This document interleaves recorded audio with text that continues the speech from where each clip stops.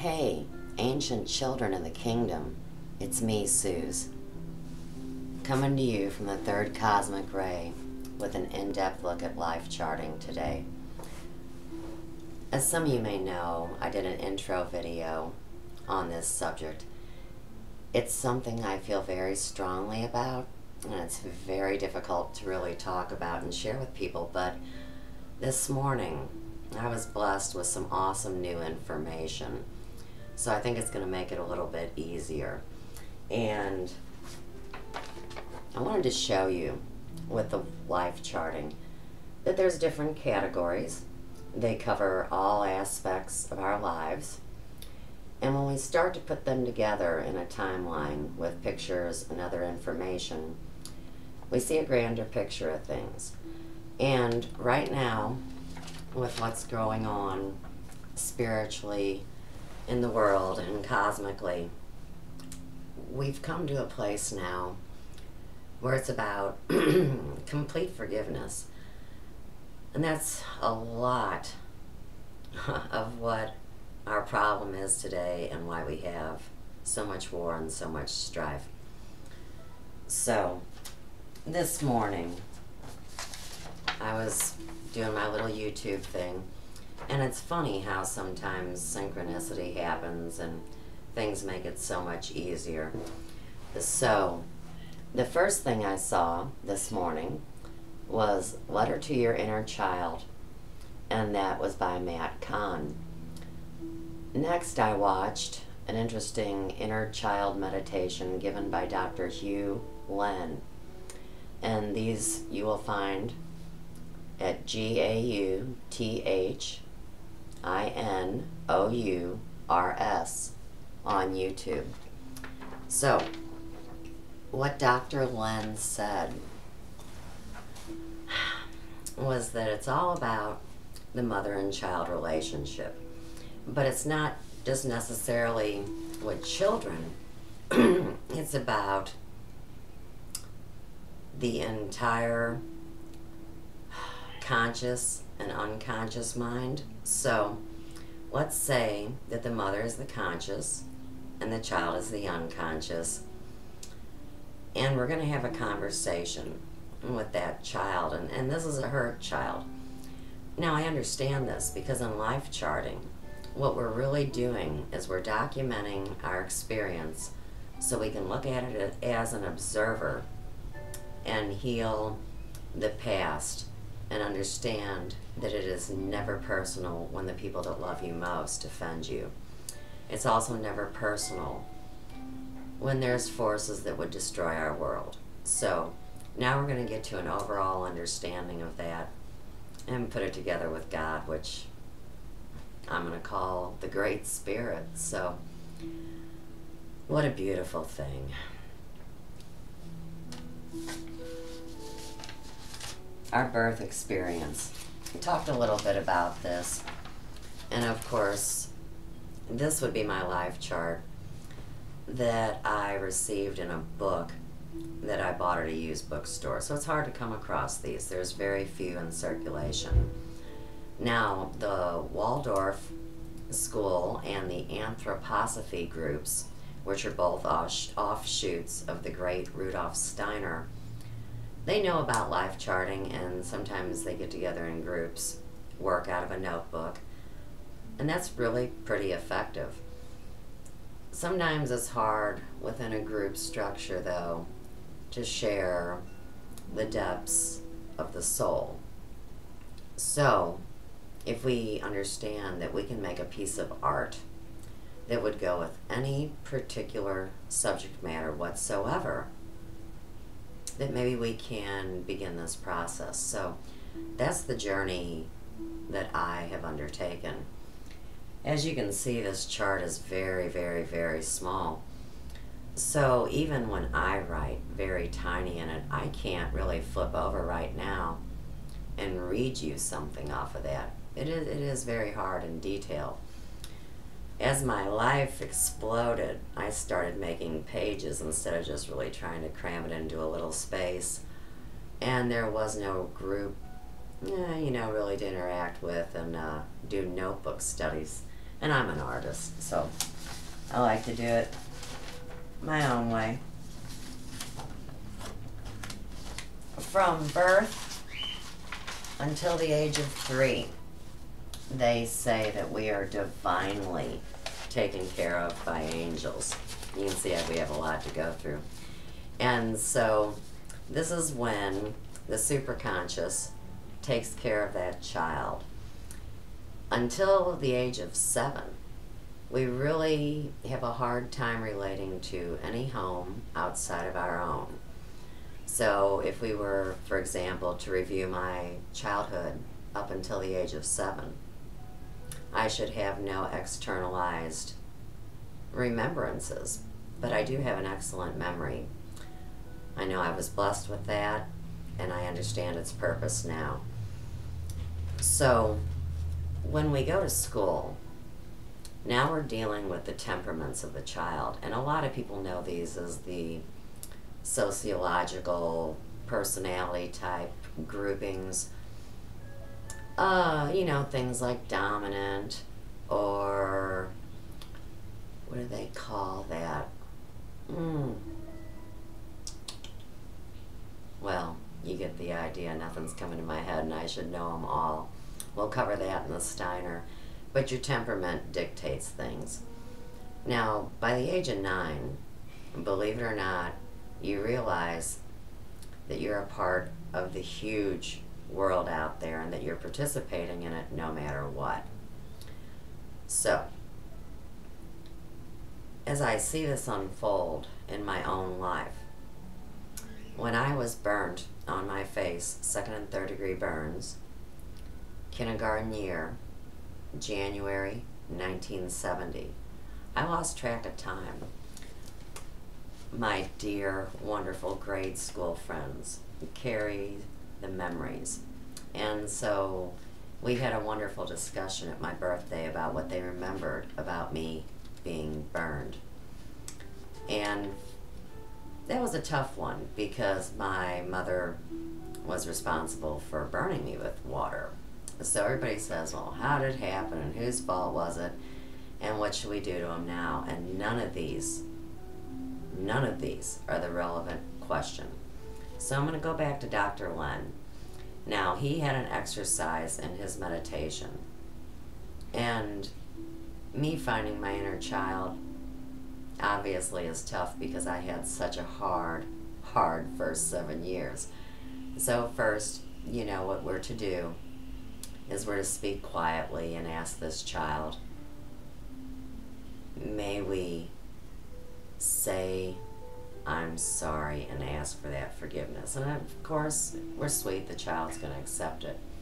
Then we move on to touch one hand and then both hands, understanding in this process that the second hand is always going to be the hardest. And then we're going to touch that child's shoulder. And then they're going to repeat with doing both shoulders. And by this time, this inner child is your perfect partner, whether it's in business or in life. And I thought that was really cool because on this great journey to being able to simply accept myself or love myself or share my story without complete embarrassment, that it could take me to such a place where maybe I could help others. And so that is my sincere hope, that we can all heal our pasts and enter whatever kingdom is coming, because it's coming soon. And I am really not a doomsdayer. I have been waiting since I was little for heaven on earth, and I've seen great years, so I really do believe that's what's ahead. But I believe our reality is a great part of it. So hence the life charting, guys. Let's go back to the year, my kindergarten year, when I was burned. You know, at the beginning of that year, the NASA people come and they visit the grade school, and they tell us all by college that we'll be on jetpacks, you know, going to college, and we'll be venturing out into the galaxy to go live on some other planet. So I distinctly remember that, and that would be in my life chart, obviously. Now, something that I'd like to relate at this point when I met back up with my grade school friends. I made a little sorry letter, and for those of you that know me, I am very strong-willed. And so my kindergarten teacher, when I was given my progress report, said that I was really quite social and did well in school, but I needed to be a little more considerate of other people when I asserted my individuality. And I often wonder what she was going through at that time, because my dear kindergarten teacher was suffering from cancer and none of us knew. So now we're going to open this story up bigger and see how she had to, speak a language to leave a record, to leave a trail, and it was a beautiful one. It's pretty neat. Now, another piece of paper that I have here would be the story of my grandparents, and this would be on my paternal side. And my grandma Opal loved me. I was the only granddaughter, and she left so many things. So now when I share with you, I have my family's lineage, and that means so much to me. I didn't grow up in a traditional home where the stories were told, and so now I'm blessed to leave the stories for my grandchildren, which I find very important. As we go on, I regained a conscious memory, a memory of, let's say, the mother and the relationship. I couldn't go back and say I was sorry to that little child because it was still too close to me, but I was functioning. So grade school was good. By the time that we go into puberty, they say our soul comes to the forefront of the experience. So we have our physical temperament in childhood, then we have the soul that asks the question, why do I believe what I believe? And to some people, especially if you're being fear-based, this is like the 7 deadly sins and all the bad stuff we go through. And of course, high school was wonderful, and I love my high school friends, but we were all dealing with things. And so many of us, our hearts were broken during those years. So here again, even though we had a conscious going on and an inner working, we couldn't go back to save that inner child yet, you understand. Interestingly enough, at the age of 20 in LifeCharting, and I think this is a total trip, the spirit comes to the forefront of the experience and asks this question: will you continue to learn and grow, or do you know everything that you'll ever know? Now, I had spoken with clients many times about this along my journey, and over the years I only had one client who remembered the exact set of circumstances behind the very day that she said, screw it, I'm done learning and growing. And it did affect the rest of her life. She was fortunate that she had that memory to work with because she could heal. Now, this unconscious child that still hurts is waiting for that love, and to hear that it's all okay and that everything is forgiven and we are sorry. So, get out of high school, okay? I decide I want to continue learning and growing, of course. By the time I was 21, I opened a business. That is how desperately I wanted to survive and kept learning and growing. So I have that tag right there. And along those years, maybe some of you have heard, I ran with a world-famous Christian psychic lady that knew all the greats, Liberace, Ike and Tina Turner. I mean, she had gowns, glasses, stories, and everything. And I remember when she told me I was her legacy and I was going to do her work, I went running terrified. All I really wanted to do was be normal. And what a better way to be normal than to be a hairdresser, settle down with a guy, and become a mother. And every one of those things I did with truth and purpose and love. But as the story unwinds, it really might not look like that to everybody. At an early age, I knew that I had to take care of myself and love myself, because I had almost met death several times by then. Before I was burned, I was almost shot on the gun range at Scott Air Force Base by a bunch of really well-trained guys. Thank God they didn't open fire, right? And the story with that goes, my dad was a marksman. He was getting ready to go to police academy, and he wanted my mom by his side. He loved her so much. They were young, and my mom was trying to learn how to be a good mother. So these two kids left me with a general's wife who was Chinese. She couldn't speak a lick of English. And I did what any good kid would do. I closed my eyes, I spun around 3 times, opened my eyes, and started walking in a tall field of grass. I remember being afraid. I remember thinking it was an otherworld kind of wonderland, and I came to a clearing, and I felt very much safer once I wasn't this high in grass.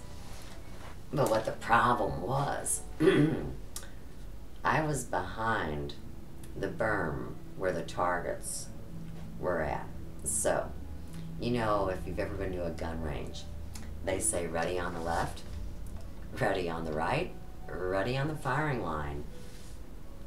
And they turn the targets, and as they were doing that, I hear, there's a kid out on the field. And my dad comes running out there, and of course he's telling me what a bad kid I am for being out behind the targets like I really knew where I was going. Now, the last 6 years of his life that we spent with him, because he was all alone and he had had many strokes, I had to explain to him a little about the spiritual world. And I also had to kind of hip him to the story that I wasn't a bad kid.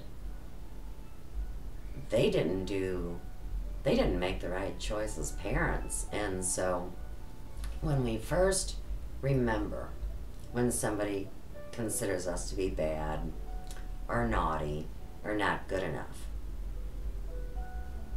there's my first story. Now, on the day, that fateful day where I almost got shot, my mom, you can tell it's hard to talk. Spirit makes it a little difficult because these things are hard for me. My mom brought a snapping turtle home, and my little friend came over to play, and we went up to the fort, and she almost got her finger bit off. So of course that friend could never come back to my house again to play, and I was tagged the bad kid. That was twice before I got burnt. So I'm so glad this is all healed now. And I really do hope that after I make this attempt today to communicate with you guys, that the complete healing happens in my super-conscious.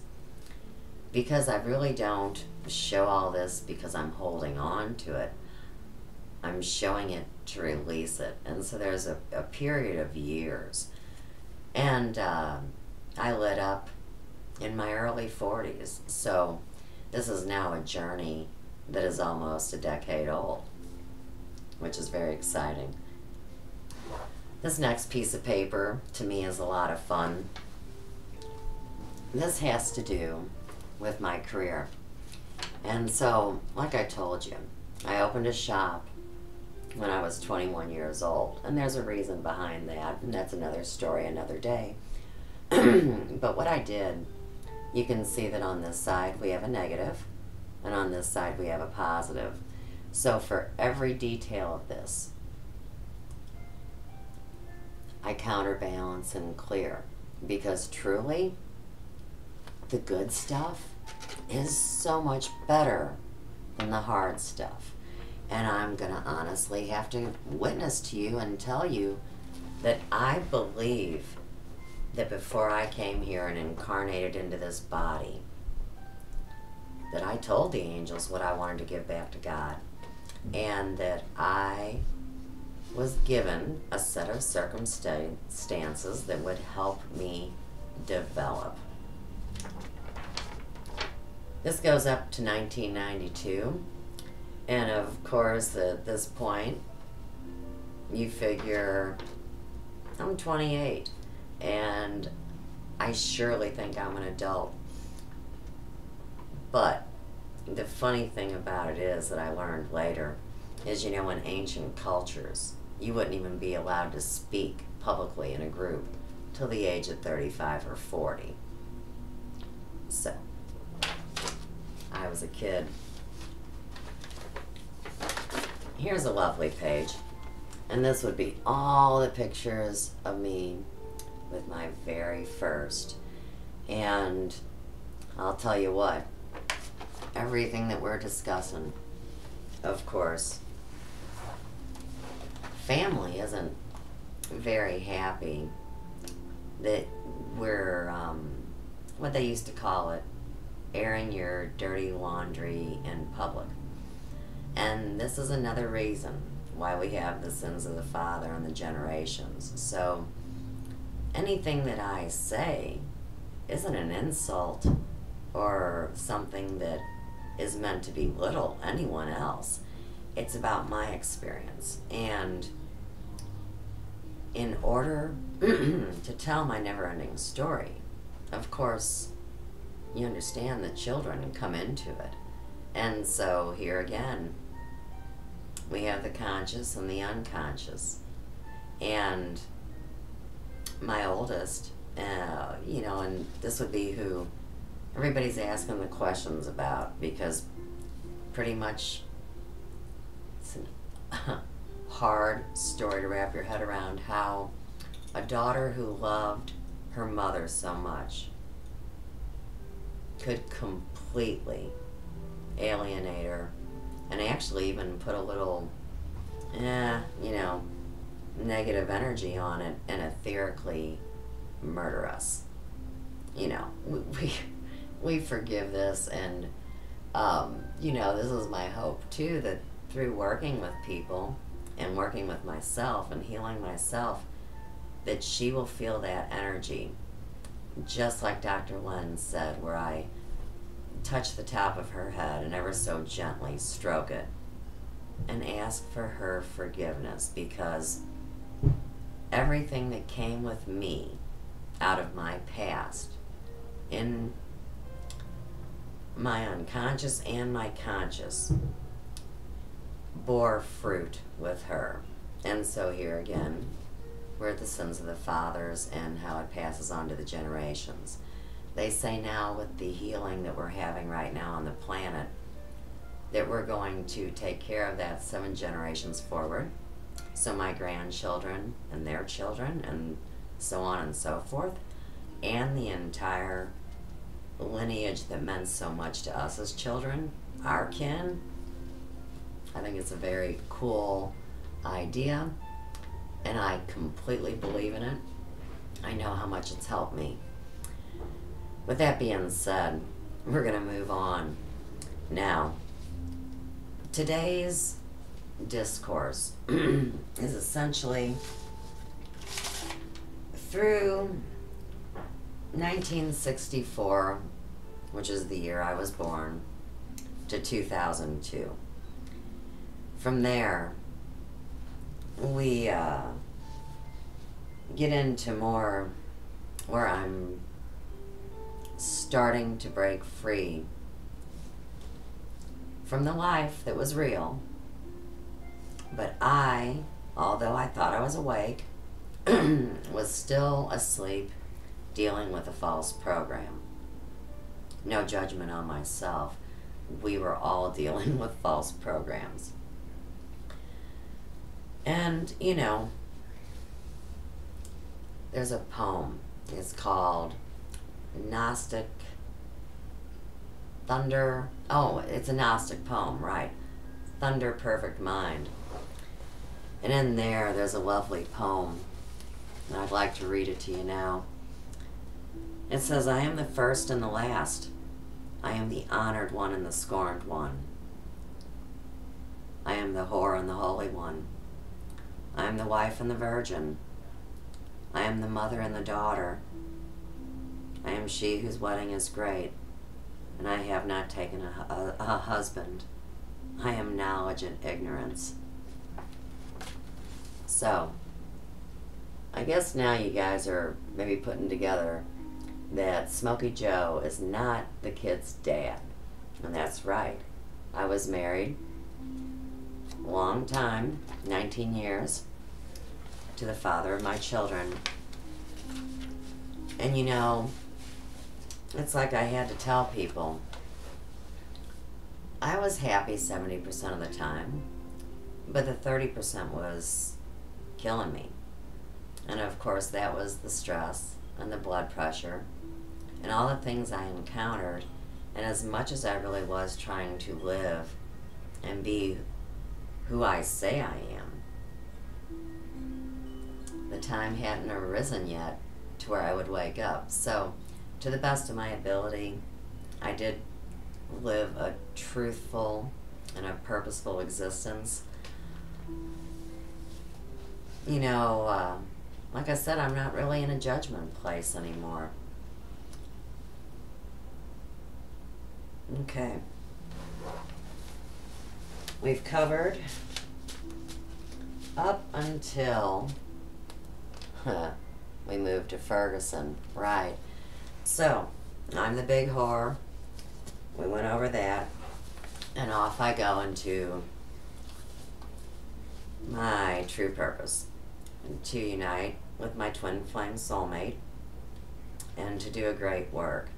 Now we get to have an awesome time in the meantime, but we also knew we had one good fight left in us. And this next month of June, I believe that I will be led to define that fight even a little more than what is obvious at this point.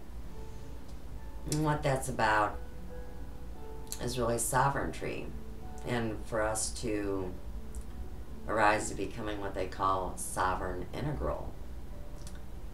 I am, we are. So, just like the 100 monkey thesis, we hyperspeed with our learning, and you see it all over the place, especially since February of 2015. We're learning so quickly right now, so many upgrades to our beings, and I remember so well, you know, 2007 was when the scarab appeared. It's when all the manifestations happened. It was an incredible time. Now, if we want to look at the sad side of the story, sure.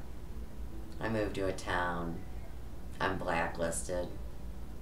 Actually accused of being a witch. Told I'd never get into the town. And was forced to live in a building that deceivably would never be brought up to code and could have been very harmful to my children. These are things that I guess as we look into these charts and say, you see why people's realities started shattering, is because even though I destroyed one reality to create a new reality, there was still repercussions. And that's where I guess that old saying comes in that, you know, karma's a bitch. But, here again, who are we in this state of humanness now that any of us can say that we know the divine plan? And believe me, people think that I do, and sometimes when I speak, I believe myself fully too. I mean, the phenomena came directly to me and revealed, and here I am now, so I know all these things are true. The life charting of it, I think, is a blessing, because besides the fact that you leave all of this, whether it's for the blood family or the spiritual family or the galactic family, it's all about the love. This is my 2010 review. So we came here in 2007. By 2010, I was opening my business here. And of course, because I am who I say I am, we were approved unanimous, 6-1. Right, we don't even want to bring that up. 6-1 in favor, yes. Special Provisions Clause, Article 15.9. I proved I was worthwhile and valuable, so that's nice. We moved to this beautiful home, and in that same year, both of my parents passed. And really, I know people are so sad when their loved ones pass, but I really wish that everyone could remember that we are eternal, and that we are matter that goes in and out of form, and that our loved ones are always with us. And actually, especially the ones that are crossing over after this shift time, you know, their bodies were tired and maybe they couldn't do their job as well.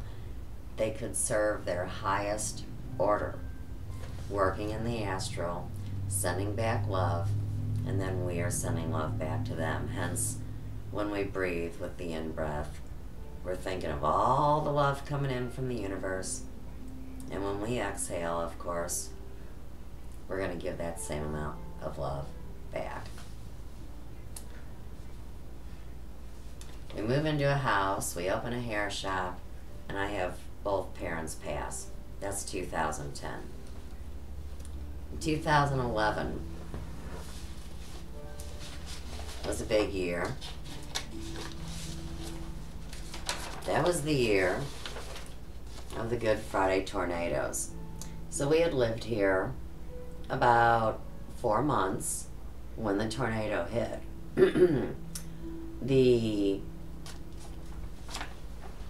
whole thing with the home getting hit, we were so protected, guys. There were 5 tornadoes. One went across the back of the house. One came up the side of the house. We lost the chimney and the beautiful garden that you've seen in the pictures, all the walkways and the bricks and everything. It came from all the chimneys here on Royal and surrounding areas that, I mean, were repurposed. It's a living legacy to what we've survived here. And so I'll tell you the thing about the tornado that will blow your flippin' mind. Right before it hit, I was sitting on this chair, and Joe was out by his truck. He saw a big bolt of lightning hit the AT&T building across the street, and he said, you know, we better get inside. Now, of course, the cats were really babies then. They were kittens, and I grabbed him up and ran downstairs. Joe was on the other side of the door, like in the scary movie, when all all the vortexes shut. Now, of course, Joe being strong, he was able to get through that door and get downstairs, and of course we were fine. Lauren and Ian weren't home. It was just us. We haven't talked about this. I don't think my friends know about this tornado story yet. Didn't mean to throw it on you like that. You know, that's one of the things about how much risk we take when we become close to people, because sometimes the stories of hardship shatter people's realities, because what they're doing really is reliving their inner child's trauma, I guess, is a good analogy of that. And I've lost so many people I love over the years. Actually, some would say I even pushed them away by pursuing what I felt like I needed to do at the time. So, I want to show you something.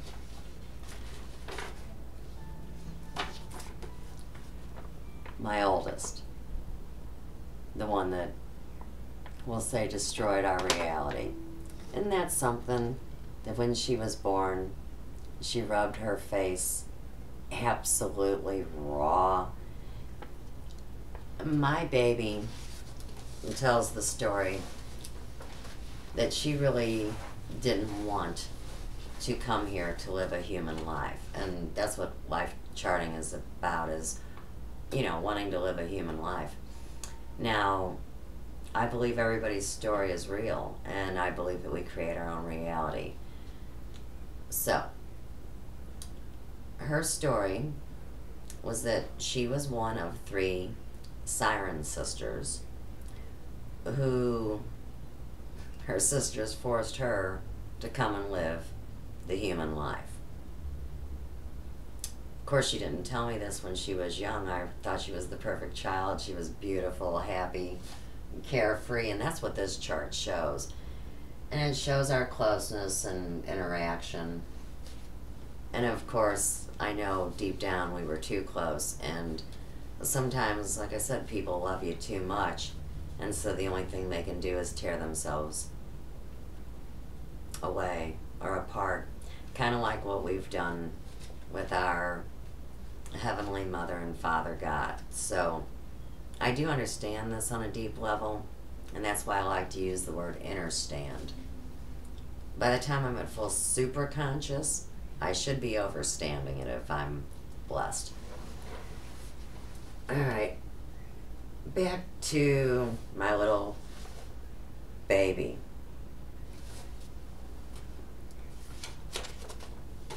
The other 2 babies would be my granddaughters that I haven't been able to see now for 3 years. It'll be 3 years on May 31st. And so,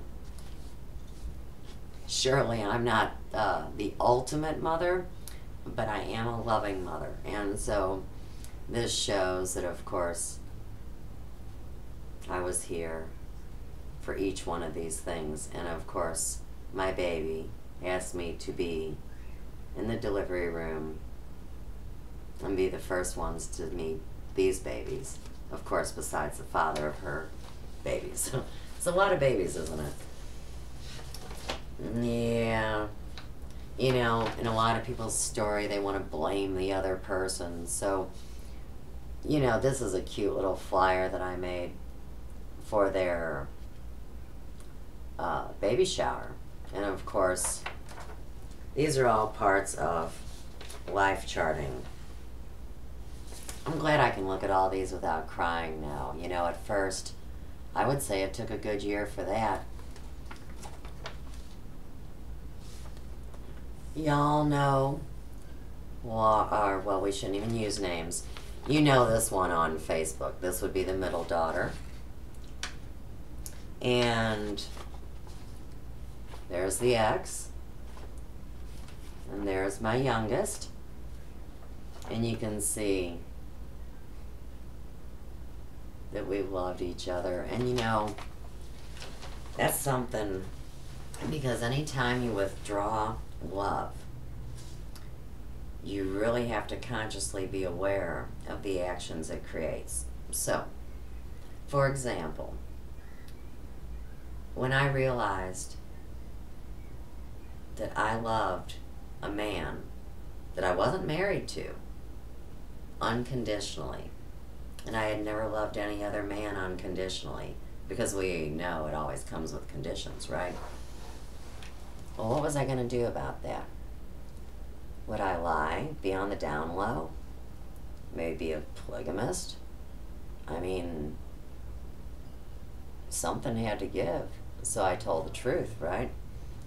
Now, of course, there'd be karmic consequence for that, too. But I do not know the ultimate plan, but I do know that it was the right thing to do.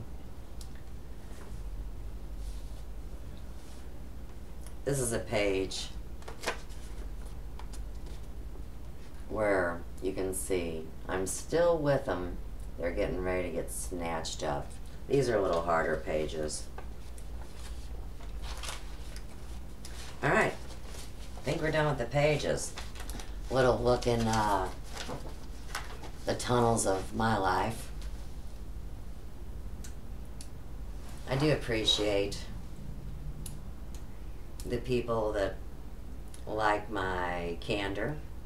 These are completely unrehearsed. I do really consider the people that I journey with my friends as much as the ones that I know here. And I want to leave you with this idea. This is a ball of shungite.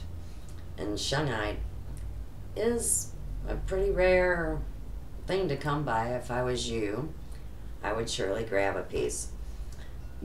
Shungite is from an ancient meteorite bed in Russia, and the water that collects in this bed has no toxicity, where everything around the meteor bed is completely devastated and poisoned. So you can drop shungite in water and let it set for 48 hours, and it will pull the toxins out of your water.